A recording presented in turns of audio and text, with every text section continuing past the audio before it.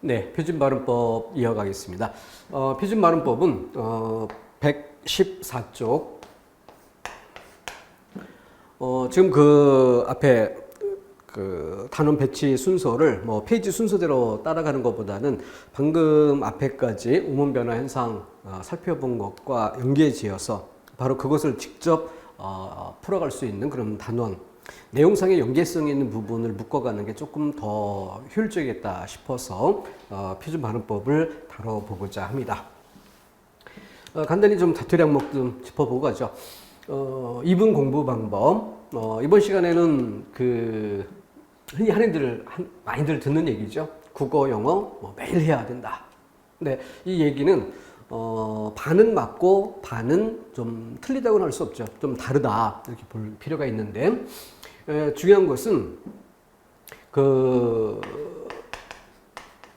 집중해야 할 항목이 있고 그렇지 않고 암기해야 될 부분이 있다. 집중적으로 공부를 해야 될 부분은 매일 공부하는 건 그다지 좋지 않죠. 뭐 매일 공부해서 뭐 나쁠 거 없지만 여러 과목을 공부해야 되는 것이기 때문에 뭐 국어나 영어 어느 한 과목만 할 수 있는 건 아니죠.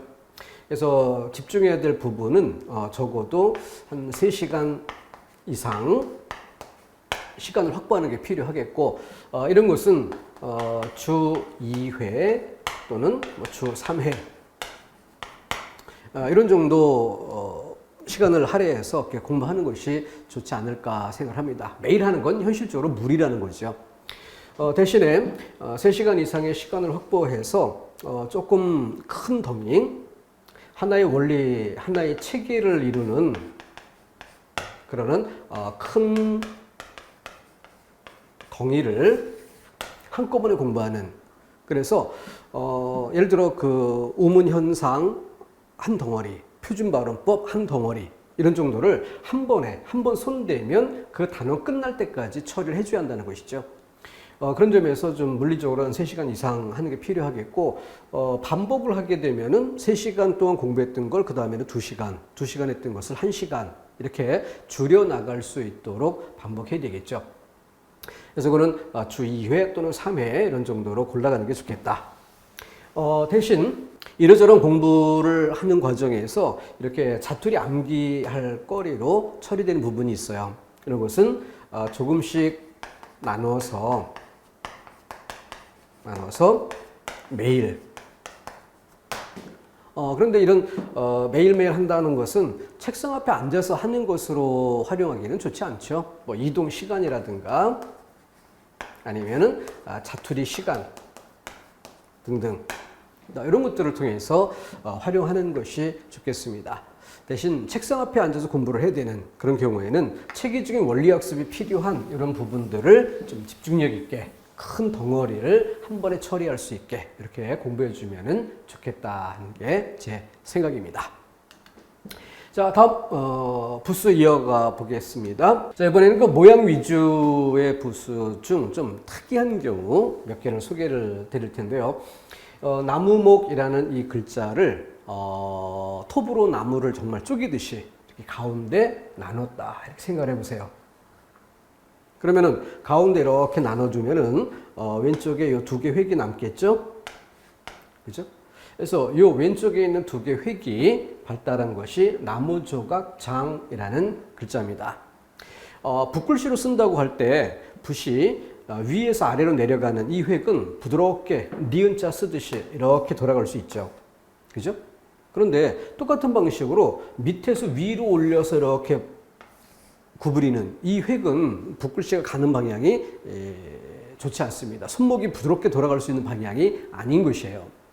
그렇기 때문에 위는 이렇게 한 번에 둘러치지만 밑에 쪽은 그렇게 쓰는 게 아니라 이렇게 가로 방향으로 획을 쓰고 밑에 획을 삐침으로 쓰는 이런 형태로 발달합니다. 대신 오른쪽은 또 달라요.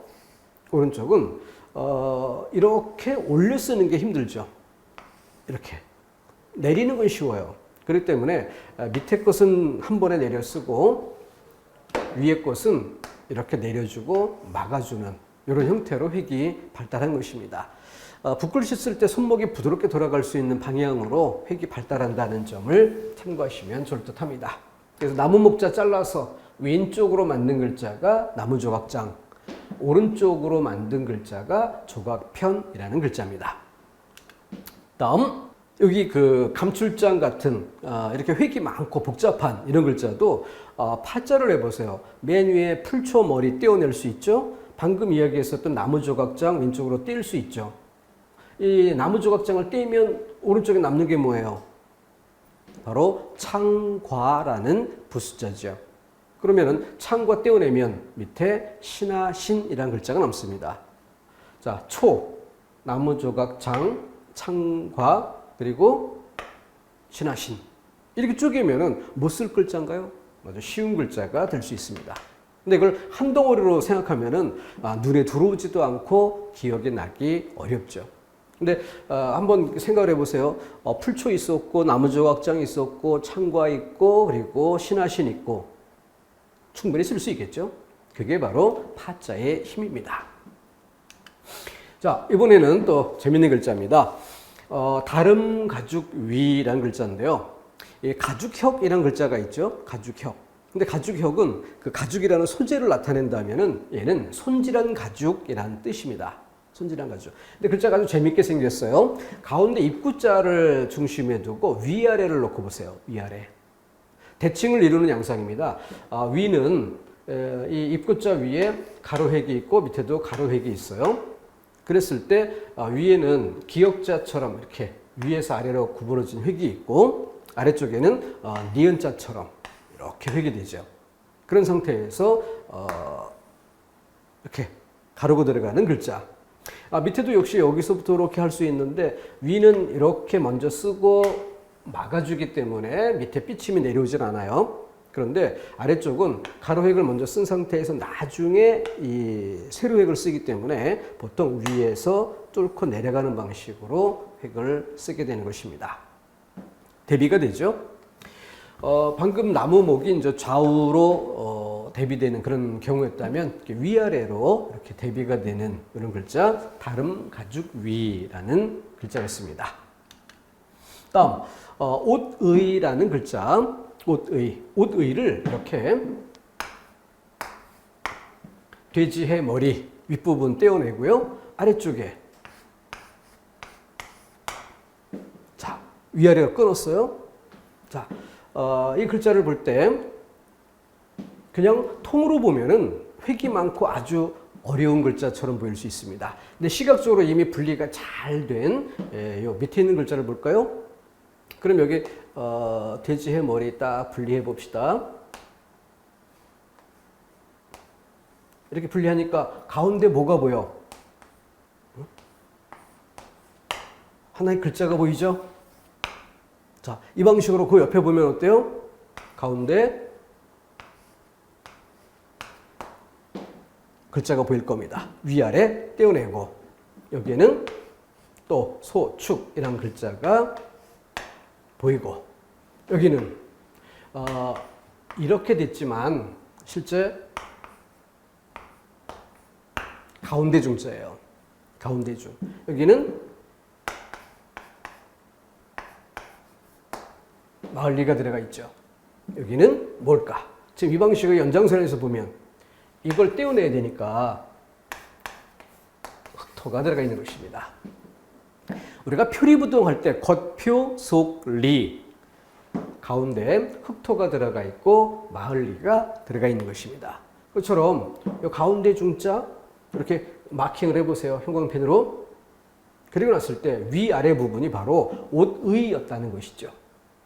그래서 이 옷의를 위아래로 쪼개서 가운데 글자가 채워진 이런 모양. 재밌죠?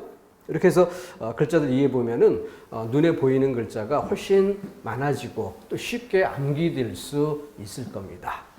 참고해 보도록 하시고요. 여기는 비슷한 그 삐침이 있기 때문에 견줘 본 것입니다. 기슭엄, 벼랑을 그린 거죠. 그럼 집엄, 이거 뭐예요? 벼랑 꼭대기에 지은 오두막집, 점 찍어서. 그래서 집엄이 됐고, 주검시라는 글자인데, 오른쪽은 지게문호라고 합니다. 이 지게문호는, 사실 본래 문자의 왼쪽 하나만 떼어낸 것이라고 보면 됩니다. 왼쪽만 떼어낸 것. 그래서 그냥 글자 그대로 쉽게 문을 양손으로다가 양쪽에 대문이 있는 이런 문이 아니라 한쪽만 있는 문이라고 생각해도 돼요. 보통 그 지게문이라고 하는 거는 지붕이 없는, 그래서 이렇게 집이 있으면 이렇게 나뭇가지로 울타리 만들고 이렇게 손으로 쓱 밀고 드나들 수 있는 문, 이걸 지게문이라고 하는 것입니다. 그래서 대골 같은 그런 집에 대문이 있고 대문 위에 이렇게 지붕까지 갖춰진 그런 형태의 문이 아니라 그냥 담장 끝자락에 이렇게 한 귀퉁이에 손으로 쉽게 여닫을 수 있는 그런 문, 이것을 지게문이라고 한다. 역시 어떤 건물 등등 이런 것들을 나타내는 그런 의미로 사용이 되죠. 자, 모양이 좀 비슷해 보였기 때문에 열거해 본 글자들이었습니다.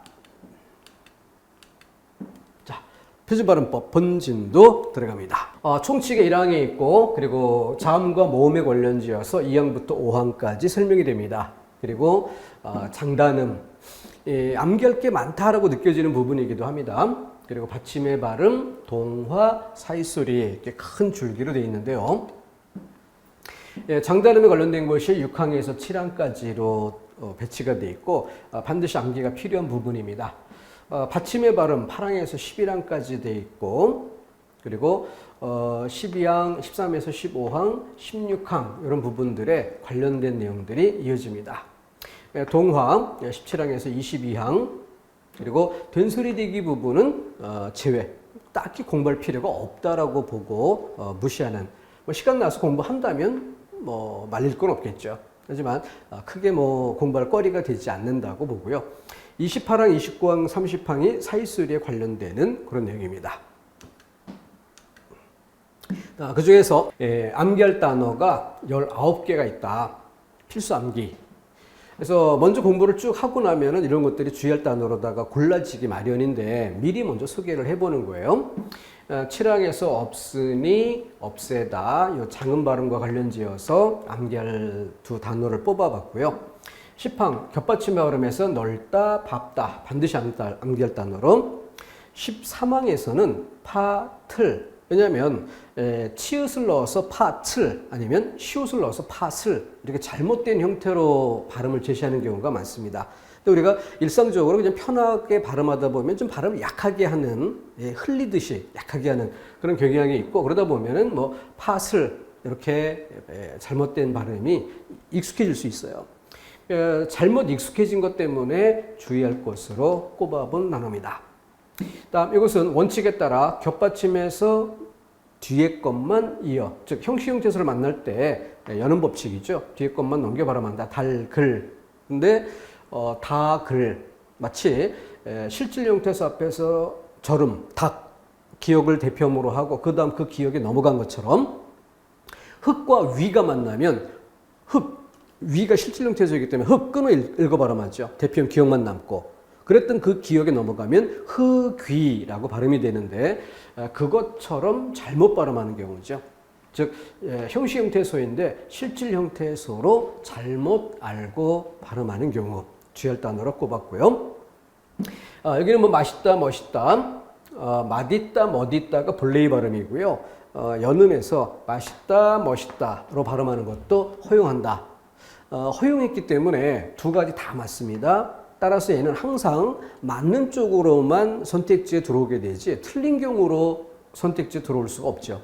항상 맞는 쪽으로만 나오니까 암기한다기보다는 그냥 편안하게 몇 번 반복해 보면 편안하게 익어가는 부분입니다. 다음에 이거는 한글 자음 모음의 이름을 읽을 때, 한글 자음의 이름을 읽을 때 거기에서 디귿이, 자, 디귿, 대표음 디귿 분명하죠? 근데 얘가 뒤로 넘어갈 때 시로 넘어갑니다. 다른 경우는 그렇지 않은데 어떤 경우? 바로 자음의 이름을 읽을 때, 그때 예외가 되는 것이기 때문에 암기할 것으로 꼽은 것이에요. 다음 20항 이하에서는 설릉역, 공권력, 공권력을 암기하는 이유 좀 이따 또 짚어보도록 하겠습니다. 망일, 한여름 이런 것들은 사이소리, 니은 더 생김 이런 것들과 관련지어서 보는 그런 영역 중에서 사이소리 기본 전제 조건이 명사 플러스 명사예요. 명사 플러스 명사의 조건은 아니지만 그에 준해서 이해를 해야 되는 접사가 결합된 경우의 단어들 암기한다는 뜻이고요. 여기는 두 가지가 모두 인정되는 발음들, 그리고 송별현, 등용문, 많이들 착각할 수 있는 이유가 있기 때문에 시험 문제가 그래도 비교적 빈도가 조금 높게 다뤄지는 그런 항목이라서 미리 따로 챙겨두면 더 좋겠다라고 꼽아본 단어입니다. 표준발음법 전체에서 이렇게 19개 정도는 꼭 암기하자 이렇게 권해드리는 것이고, 그 이외에 의문현상에 기대서 줄기를 잡는다, 이해하는 것으로 모두 처리가 될 수 있다는 것이죠. 그걸 위해서 미리 이렇게 뽑아낼 만한 거리가 있다. 개인 편차는 있는 것이기 때문에 나는 이 부분이 잘 이해가 안 된다 싶은 경우가 생길 수도 있어요. 그러면 전체적으로 표준발음법이라는 공부의 시간을 굉장히 많이 투자할 필요가 있는 그런 단원인데 암기할 거리는 19개 정도밖에 안 되잖아요. 물론 제 기준이고. 그래서 수험생들 여러분들은 조금 더 추가해서 누구는 20개, 누구는 30개 이렇게 좀 더 늘려갈 수도 있겠죠. 그래서 개인 편차는 반영해서 조금씩 더 가감한다면 편안하게 접근할 수 있지 않을까 싶습니다. 세부 내용 이어갑니다. 자, 방금 전에 이야기했던 걸 다시 한번 쭉 총정리해 본 거예요. 좀 전에 이제 2페이지로 나눠서 소개했던 거죠. 새로운 내용이 아니라 그것을 다시 한번 보여드릴 뿐입니다. 그러니까 한번 쭉 정리를 해준 뒤, 줄기 잡아 정리한 뒤 이 부분 보시면은 훨씬 시간을 줄여갈 수 있을 겁니다. 자, 자음과 모음 먼저 보겠습니다. 자, 단모음, 그리고 이중모음 발음할 수 있다. 자, 이게 주혈점인데요. 왜냐면은 기본적으로 단모음으로 분류가 되는 것이죠. 단모음. 앞서도 한번 의문현상에서 소개드린 것처럼 단모음과 이중모음의 차이가 뭐예요? 바로 세 번 반복해 발음할 때 입모양의 움직임이 없다. 그것은 한 번에 발음이 된다라는 증거죠. 입모양의 움직임이 없으니까 한 번의 소리가 났다. 이것을 단모음이라고 하는 것이고, 야 한 글자인데 입이 움직여요. 그거는 야라는 글자 안에 이와 이로 발음할 때 입모양, 아로 발음할 때 입모양.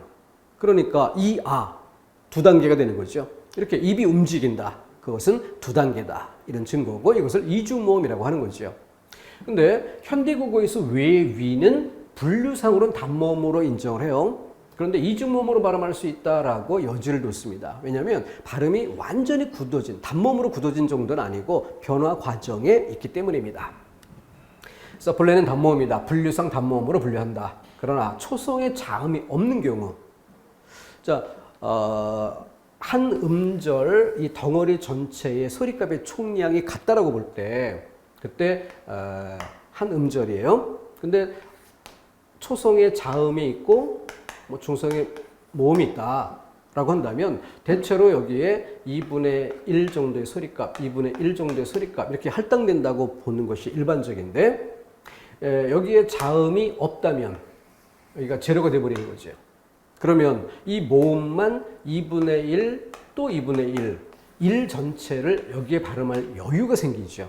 바로 이와 같은 경우에는 얘네들을 이중모음으로 발음할 수 있다라고 허용을 해주는 겁니다. 자, 그래서 그에 관련돼서 외위는 단모음이 원칙인데 이중모음으로 발음함도 허용한다라고 해서 외는 이중모음으로 발음할 때 외, 우에 이것과 발음이 비슷하게 된다. 구별이 되기 어렵다는 것이죠. 그래서 금괴라고 할 때 오이, 괴는 나무 목변이 들어간 건 뭐예요? 괴짝을 얘기하는 거죠. 흑토가 들어간 글자는 뭐예요? 흑덩이. 그러니까 여기서 금괴라고 하는 거는 덩어리, 금덩어리를 얘기하는 것이고, 금괴는 이거는 뭐예요? 금으로 된 상자, 박스를 이야기하는 것이죠. 다른 글자인데 발음이 같게 된다. 그래서 특이한 경우예요. 그래서 자투리 항목으로 이것도 암기에 넣어둘만 합니다. 다음 이중모음. 용언의 활용형에 나타나는 저는 저처로 발음한다. 자, 이 부분은 앞서 공부했던 건 뭐? 지읒은 센 소리. 그렇기 때문에 센 소리, 그래서 모음이 약화된다. 이 맥락에서 처리하면 되겠죠. 뭐 공부를 따로 할 정도로 중요해지지 않습니다.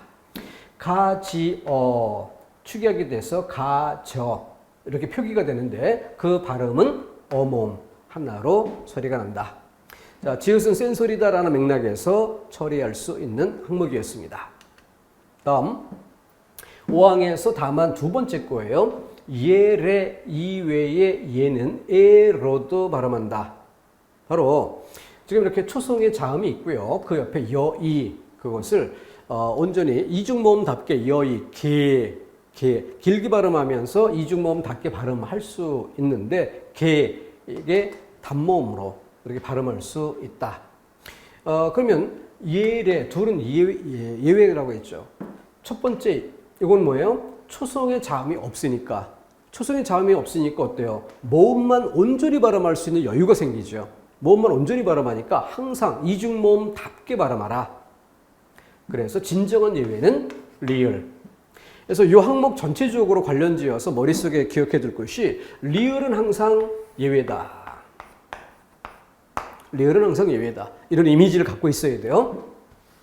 왜냐면은 리을이라는 소리 자체가 늘어지는 소리, 늘어지는 유음, 늘어지는 그런 특성이 있습니다. 그러다 보니까 이렇게 들어가서 다른 글자들은 대개 이렇게 해서 얘가 절반 이런 식으로 나누게 되는데 얘는 늘어지는 그 소리의 성질 때문에 마치 리을 따로 모음 따로 마치 두 개 음절을 발음하는 것처럼, 그러면서 이 리을이 늘어지면서 이 부분이 아예 독자적으로 요것처럼 초성의 자음이 없는 경우에 얘만 온전히 발음하는 것처럼 그렇게 여유가 생기고, 그래서 이중모음이라는 본래의 성질 그대로 이중모음으로 발음하게 된다. 예례 두 개가 예외예요. 나머지는 단모음으로 발음할 수 있다라고 허용되고요. 얘는 허용되지 않습니다. 다만 세 번째 건 자음을 첫 소리로 가지고 있는 음절의 의의는 이로 발음한다. 그래서 지금 쭉 같이 한 음절 전체에서 자음이 있다는 건 그 자음 자체의 2분의 1 절반이 할당되는 것이고 나머지 모음의 2분의 1이 할당되는 것이니까 그러니까 좀 더 뭐예요? 단순화된다는 거죠. 이 단순화되는 그런 특징으로부터 의의가 이로 발음된다라는 점. 단어의 첫 음절 이외의 의는 이로 발음할 수 있다. 조사 의는 에로 발음함도 허용한다. 그래서 주의, 본래 표기 그대로 주의, 올바른 발음이고요. 이름절이 아니니까, 첫 음절이 아니니까 이로 발음하는 것을 허용한 거죠. 그래서 명사 속에 들어있는 이름절이 아닌 경우. 근데 예를 들어서 의논하다 이런 경우에 단어 속에 이름절이에요. 근데 이것을 이로 하면 이논, 전혀 다른 뜻처럼 들리죠. 그래서 첫머리는 그렇게 될 수밖에 없습니다. 이 첨이라고 하는 건 아주 강한 인상을 갖고 있어요. 보통 우리가 사람 옆집을 얘기할 때 옆집에 뭐 형제가 있어요. 근데 대체로 그 집 맞이의 이름을 따서 뭐 철순의, 영인의 이런 식으로 이름을 부르는 경우가 있죠. 그렇게 첫째라고 하는 건 상징성이 있고 아주 강한 이미지가 있습니다. 그렇기 때문에 발음에도 특별한 그 조건이 따르게 되는 것이고, 또 세월이 흘러가면서 뭔가 변화가 생긴다라고 할 때도 두 번째 음절 이하에서 먼저 변하는 것이지 첫 번째 음절이 먼저 변하기는 어렵습니다. 그만큼 강한 인상이 있다는 건 뭐예요? 오래 기억될 수 있다는 것이고, 뭔가 원래의 모습을 되도록이면 지키려고 하는 그런 인상, 이런 것도 강하다는 거죠. 자, 그래서 의가 이로 되는 것. 이름절은 아닙니다. 이름절 이외 자리에서. 그리고 조사는 에로 발음하는 것도 허용한다. 그래서 강의. 자, 이것을 본래대로 강의라고 발음하고, 의는 이 조건에 해당되는 것이니까 강의 이렇게 발음이 될 수 있죠. 그래서 여기까지 명사의 영역이고 뒤에 조사 영역이고, 그러면 그 발음의 양상은 본래대로 강의 이렇게 발음이 된 경우, 강의 이렇게 발음이 된 경우, 또 조사 본래대로 의로 발음되는 경우, 그리고 조사는 예로 발음하는 것도 허용이 되니까 강의의, 강의의, 강의의, 강의의, 이렇게 네 가지 조합을 만들어 볼 수 있죠. 자, 명사인 경우, 조사인 경우 구별해서 판단해야겠습니다. 자, 제일 복잡하다라고 미리 말씀드렸었던 소리의 길이, 장단음의 발음. 자, 그때 우선 이렇게 기억을 해보는 게 좋습니다. 1번의 눈보라의 눈, 말씨의 말, 밤나무의 밤, 이런 것들이 긴 소리로 난다는 얘기인데요. 양거를 2번을 먼저 보도록 하죠. 첫눈, 참말, 쌍동밤. 결국 이게 왜 나오는가 하면은 장단을 구별 발음하는데 단어의 첫 음절에서만 긴 소리가 나는 것을 인정한다. 그러니까 하늘에서 내리는 눈이 긴 소리지 사람의 안구는 긴 소리가 아니다라는 거죠. 근데 사람의 안구가 긴 소리였나 하늘에서 내리는 눈이 긴 소리였나 이걸 구별해서 암기하려고 자꾸 하면 할수록 오히려 헷갈리는 경우도 생겨요. 그래서 첫눈, 우리가 첫눈이라는 단어를 왜 볼까? 원래 긴 소리였는데 이름절이 아닌 이음절로 왔기 때문에 긴 소리가 아니다. 이름절만 긴 소리가 인정되니까. 그래서 여기에 기대어서 하늘에서 내리는 눈이 긴 소리구나 라는 점을, 쌍동밤이란 단어, 뭐 다른 데서 뭐 쓸 일이 있겠어요? 여기서나 보는 건데, 쌍동밤, 그래서 이름절 자리를 떠나서 짧은 발음. 그러니까 본래 이름절에 오면 이게 어둠이 아니라 나무 열매 밤이 긴 소리구나 라는 점을 여기 양거를 2번에 기대어 양거를 1번을 생각해 보는 것이죠. 참말, 거짓말에서 말, 언어란 뜻이 긴 소리, 말씨, 타는 말은 짧은 소리, 이렇게 2번에 기대어서 1번을 정리하자. 다음 합성어의 경우 둘째 음절 이하에서도 분명 긴 소리를 인정한다. 이 부분은 뭐와 연결지어요? 바로 두음법칙. 우리 두음법칙 할 때 뭐였습니까? 표기상으로는 두음자리가 아니지만 심리적 두음자리, 남부여대, 서울여관, 남부여대, 마치 두 단어인 것처럼. 그래서 심리적 두음자리, 두음법칙 적용했죠. 그와 마찬가지로 반신반의, 세 번째 음절이 반신, 끊고 반의, 새로운 단어의 두음자리처럼 길게 발음하는 것이 허용되는 것이죠.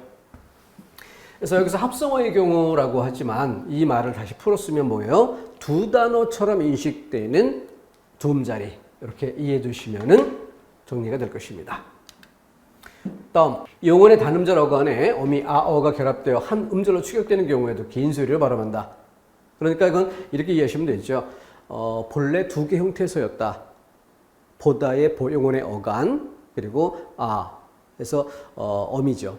어간과 어미. 그것을 축약해서 한 글자로 축약은 했지만 본래 두 개의 형태소다라는 그 의식, 이 부분이 발음을 길게 늘어지게 하는 그런 양상으로 남게 되는 것입니다. 다만 오아가 와가 되는 경우, 지어가 저, 찌어가 쩌가 되는 이런 것들은 긴 소리 발음하지 않는다. 이것만 예외로 주면 되죠. 오아가 와. 이것만 예외로 암기해 주면 되고요. 나머지는 뭐예요? 저쩌처. 앞에서도 암기할 거리로 살펴본 바 있었습니다.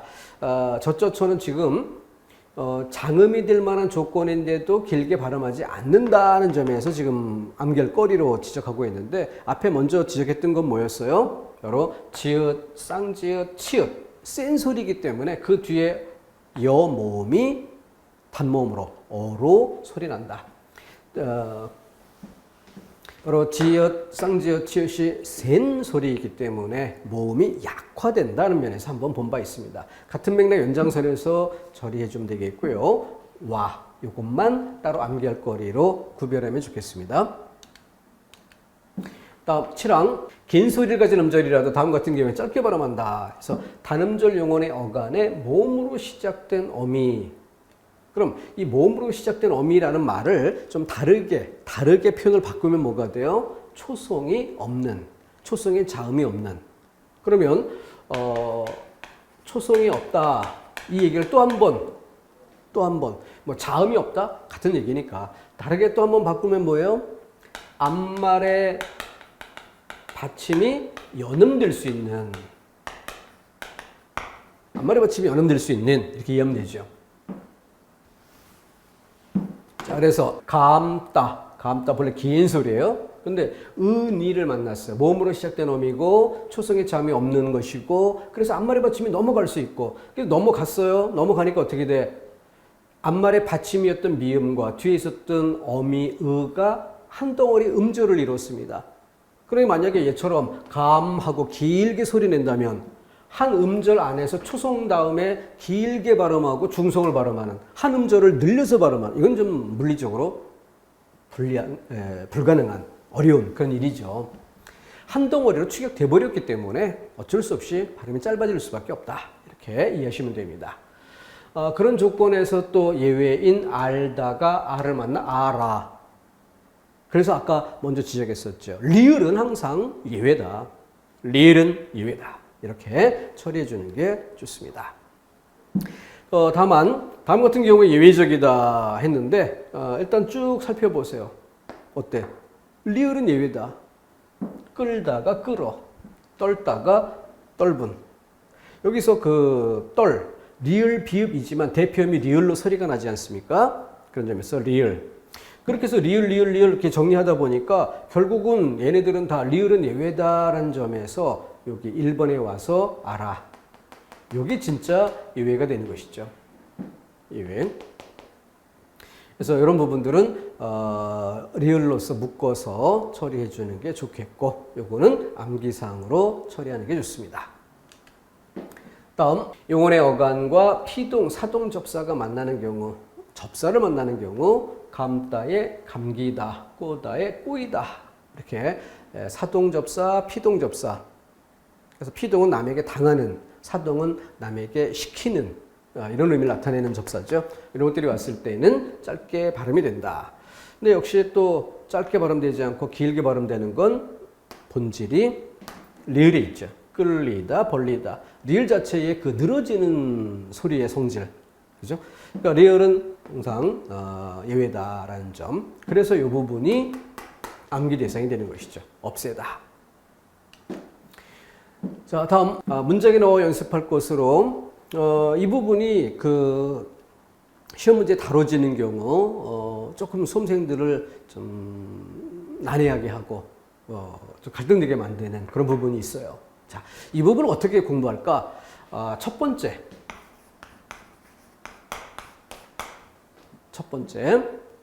내가 치르고자 하는 시험 기출문제를 몽땅 뒤져봅니다. 그런 상태에서 지금 이 페이지에 나온 얘네들 말고 그 전에 표준 발음법의 공고본에서 다룬 내용들이 있었죠. 지금 앞쪽에서. 그 정도 범위에서 대부분의 선택지가 사용되는데 만약에 그 선택지 중에 이 중에 나오는 단어가 들어있었는가?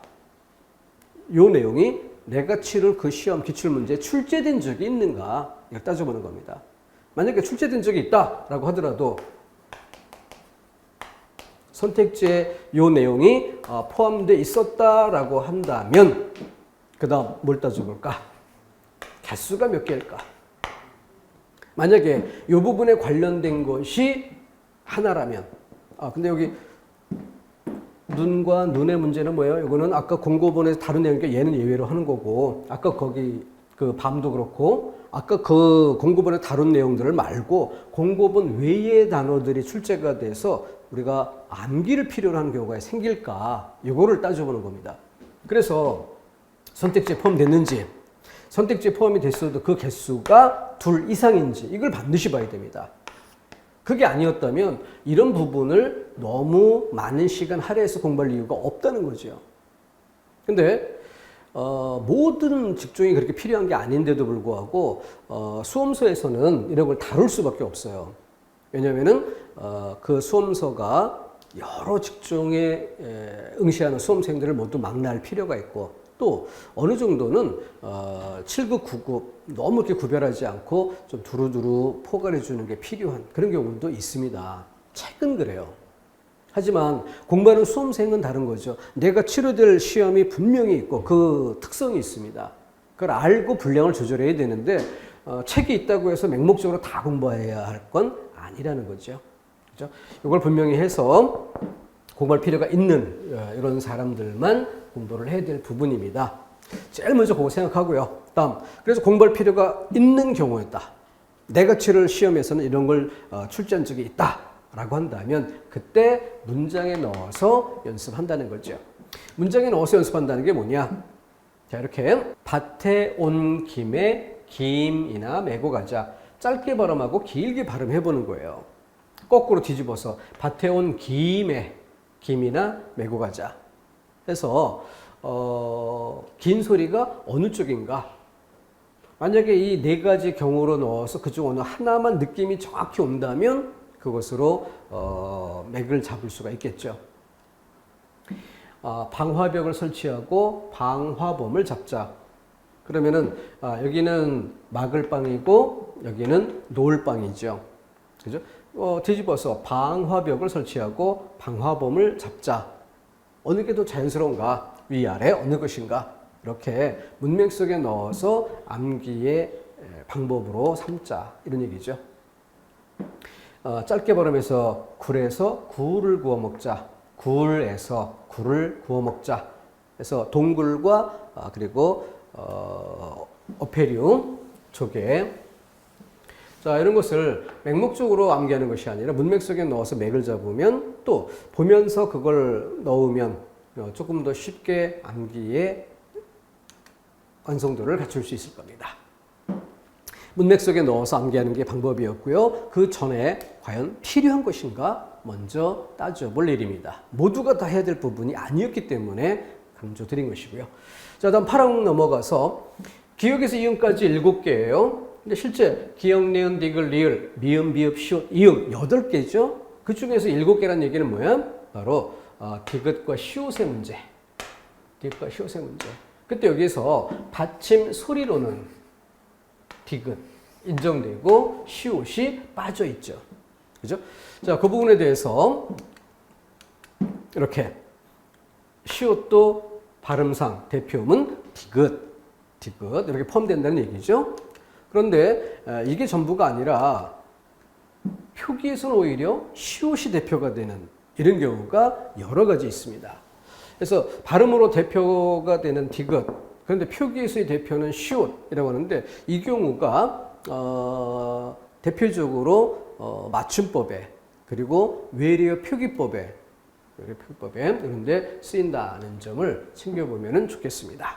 나올 때마다 또 다시 상기할 부분입니다. 그때 반복해서 말씀을 드리도록 할게요. 9항 넘어가서 어말 자음 앞에서 기역, 디귿, 비읍으로 발음한다라고 했는데요. 어말이라는 말이 뭐예요?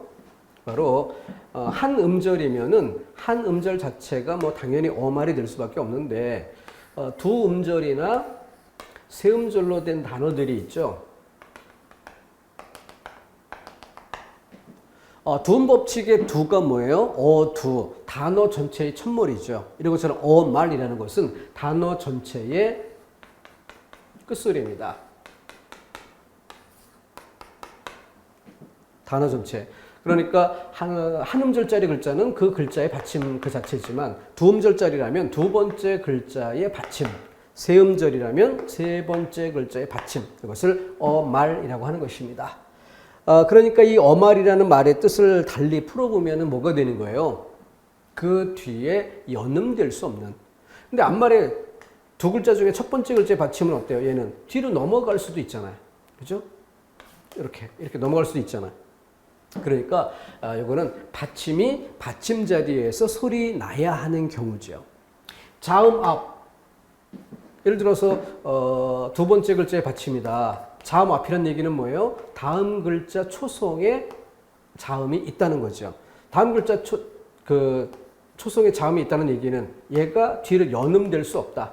받침이 받침자리 그대로 소리 난다. 이 조건이에요. 자, 그래서 이걸 묶어서 말 또는 자음, 앞 이런 조건을 풀어서 쓴다면 받침답게 받침 자리에서 소리가 날 때란 뜻으로 이해하는 것이죠. 그러니까 대표음으로 바뀌는 거지. 그렇지. 이렇지 않은 경우가 뭐가 있어요? 뒤로 연음되는 경우죠. 근데 뒤로 연음이 되는 경우는 어때요? 얘네들이 넘어가서 다음 연음된 자리에 가서 쓰이니까.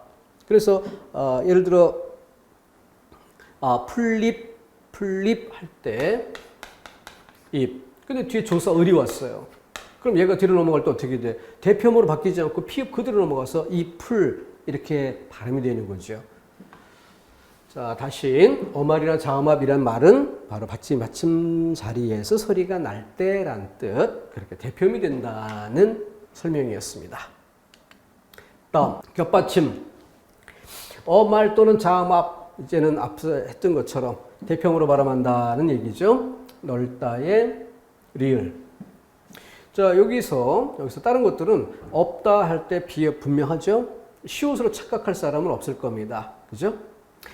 할다, 리을로 대표음이 되는데 만약에 티읕이 대표음이라면 대표음 디귿이 되겠죠. 그럼 디귿으로 하면은 핫 이렇게 되겠죠.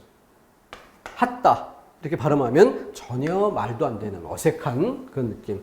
그러니까 위에 거는 뭐 거의 혼동 가능성 없이 쉽게 구별이 될 수 있을 거예요. 그래서 맨 앞에 것만 노란색으로 강조를 해본 것입니다. 밥은 자음 앞에서 밥, 널 다음과 같은 경우 넙으로 발음한다 이렇게 돼 있어요. 그래서 밥다 비읍이 대표음이 되고 있죠. 밥소, 밥지, 밥게. 자, 반대로 뒤집어서 발따, 발소, 발지 리을로 발음하면 대번 어색한 느낌이 느껴질 겁니다. 이런 것들로 대조군을 견주어서 살펴보면은 혼동 가능성이 없다는 것은 뚜렷해져요. 그래서 그런 것들로서 일단 그 중에서도 헷갈릴 가능성이 좀 있다고 꼽아서 모조리 그냥 한번 정리해보고 그치는 게 아니라 그래도 좀 챙길 만한 것이 있다라고 해서 두 개를 꼽은 것입니다. 특별히 어려운 정도는 아닌데. 다음, 겹받침에서 리을 기역, 리을 미음, 리을 피읍은 어말 또는 자음 앞에서 각각 기역, 미음, 피읍. 왜? 공통적으로 들어가는 리을은 빼고 나머지가 대표음이 되는 것이 일반적이다. 그죠? 그렇게 해서 밑에 대표음이 되는 경우 두 개 중 어느 게 대표음이 되는가라는 것을 익혀가는 것입니다. 만약에 나의 발음이 잘못된 습관으로 굳어져 있다면 이 중에 표시해야 될 것들이 생길 수도 있어요. 그건 개인 차이니까 표시하시고, 표시가 된 사람은 집착하지 말고 일단 넘어간다는 것. 그리고 표시된 내용은 오늘 이 표준발음법 처음 시작할 때와 끝날 때도 강조할 건데 미리 암기할거리를 제시를 해드린 바 있어요. 거기다 추가를 하고 그 암기는 나중에 별도의 시간을 내서 처리하는 게 좋습니다. 일단은 1항부터 30항까지 전체 줄기를 관통하고 한 줄기로 끼워두는 게 중요하겠습니다. 영혼의 어간 발음, 리을 기역은 기역 앞에서 리을로 발음한다라고 했는데 왜 그런가?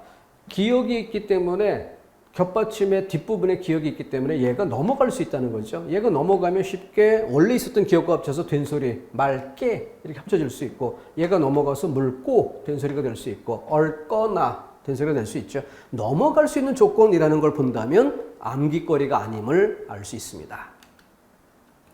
자, 끊었다가 갈까요? 양이 좀 되니까 끊었다가 이건 다음 시간에 다시 이어가도록 하겠습니다. 여기서부터.